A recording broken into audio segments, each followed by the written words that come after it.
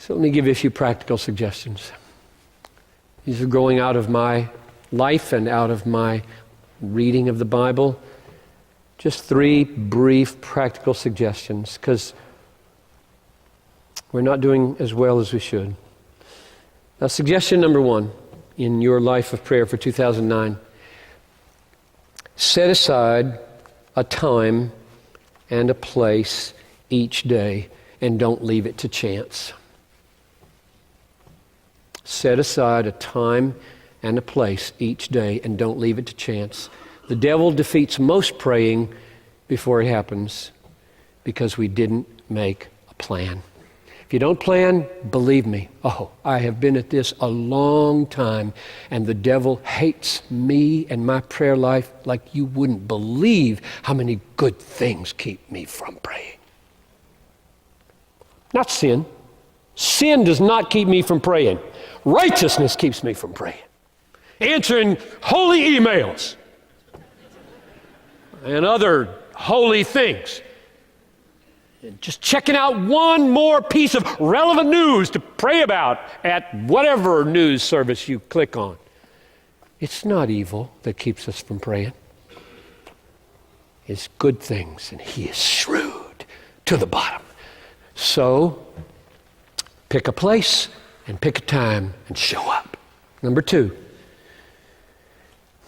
I suggest that you combine your praying with reading the Bible, and that you take what you read in the Bible and you turn it into prayer. Because your brain, if it's a typical human brain, will have a very hard time holding a train of thought while you pray with no help from the Bible. Try it for just 10 minutes without your brain flipping out onto the dust you see on the Venetian blinds. Just try it. He is wicked in His goodness. It needs to be dusted. Wouldn't be sin to get up and dust it. Would it? Use the Bible and turn the Bible into prayer. Read, pray, read, pray, read, pray, read, pray, as long as you want to or can. That's number 2. Number 3, I suggest that you pray in concentric circles. You can either pray from the outside in or the inside out. And what I mean by concentric circles is, I'm the most needy spiritual person I know. At least I know my sins better than I know anybody else's. So I pray about me a lot. Have mercy upon me. Convict me. Kill me. Change me. Guard me. Humble me.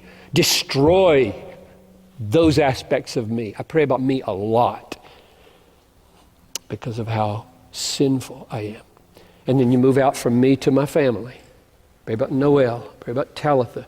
All my sons, all my daughters-in-law, all my grandchildren. That's another circle. Then I move out from there to the staff. I can name the staff and the elders. And then I move out to you, the church. And then I move out from there to the wider movement of Christ around the world, our missionaries and the whole global cause of Christ. And I move out from there to the political, historical arena of the world. I generally don't pray about galaxies or anything like that, but my universe, as far as prayer goes, stops pretty much at the planet. I don't pray for the devil or angels. I don't see any reason for doing it in the Bible. So, or you could go the other direction, move from the outside in, just whatever. And at every one of those concentric circles, if you wonder, why don't you put God at the middle? It's because He's in every circle. And the main point of every circle is, hallowed be Thy name. Thy kingdom come, Thy will be done. And only then do you get to, give me some bread today. 3 big, massive, your name hallowed, your kingdom arriving, your will on the planet done the way it's done in heaven and in my life. Those are in every circle. That's why He's not anywhere in the concentric circles. So those are my 3 suggestions. The hard truth is, we Christians don't do very well. We've done some surveys over the years at Bethlehem. It's pretty sad when we do them. I don't like to do them. I get discouraged. We don't pray very much. Pray at meals, maybe, unless we're still stuck at the adolescent stage that thinks good habits are legalism. We may whisper prayers before a tough meeting that we're walking into. We may throw him a kiss as we crawl into bed. But we don't set aside significant, regular, daily, disciplined time to pray in those ways much. And we don't think it's worth it to meet with others to pray, by and large.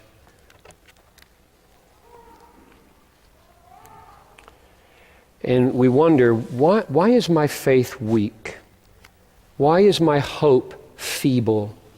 Why is my passion for Christ small?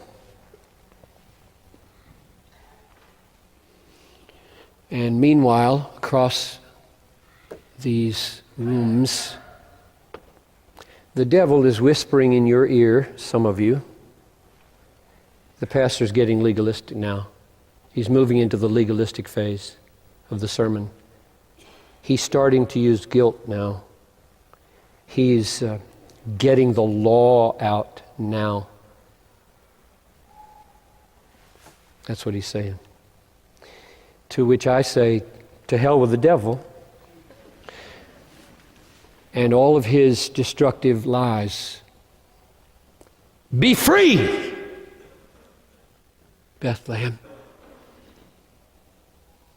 Is intentional, regular, disciplined, earnest, Christ-dependent, God-glorifying, joyful prayer a duty?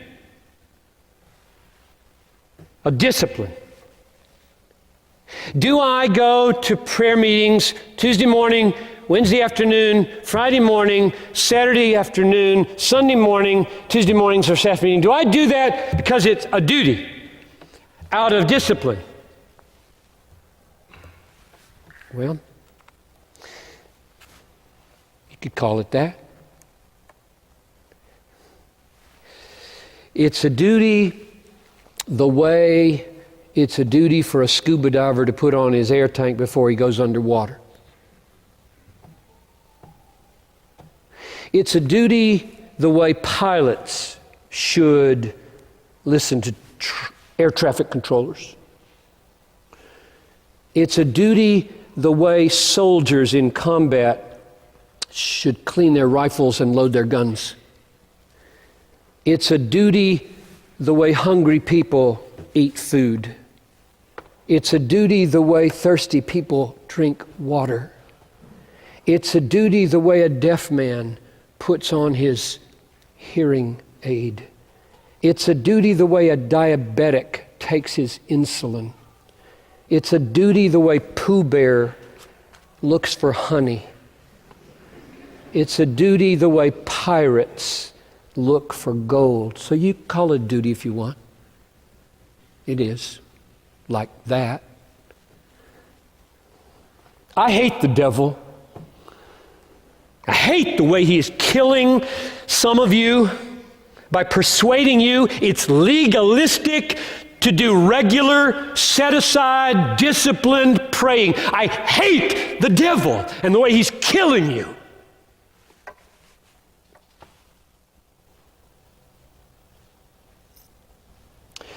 Telling you that it is legalistic to be as regular in your prayers as you are in eating your food, in sleeping, in internet use.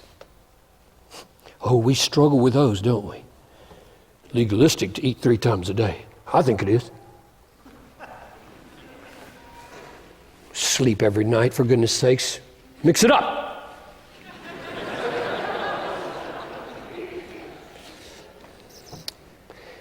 He is laughing up his sleeve at how easy he can take out Christians. The devil is. He is laughing up his sleeve at what suckers we are for his worn out. This is legalism.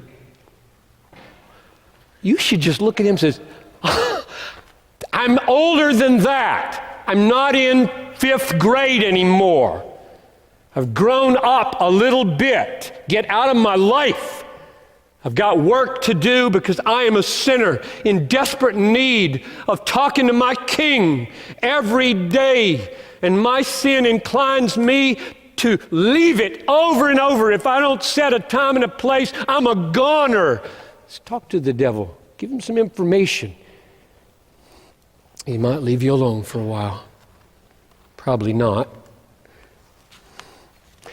Folks, God has given us means of grace. You know that phrase? God has given us means of grace. If we don't use the means of grace, like praying, to the fullest advantage, our complaints against him will not stick. It's amazing to me how many people get in God's face with complaints when they haven't done it. What kind of a courtroom is this when God can be put in the dock by sinners who don't even use the means of grace he gives us? Amazing. It's amazing. If we don't eat, we starve. If we don't drink, we die of thirst. If we don't exercise a muscle, it atrophies. If we don't breathe, we suffocate. And just as there are physical means of life, there are spiritual means of grace. It's so simple. And so many of you are trying to live your life without breathing, eating,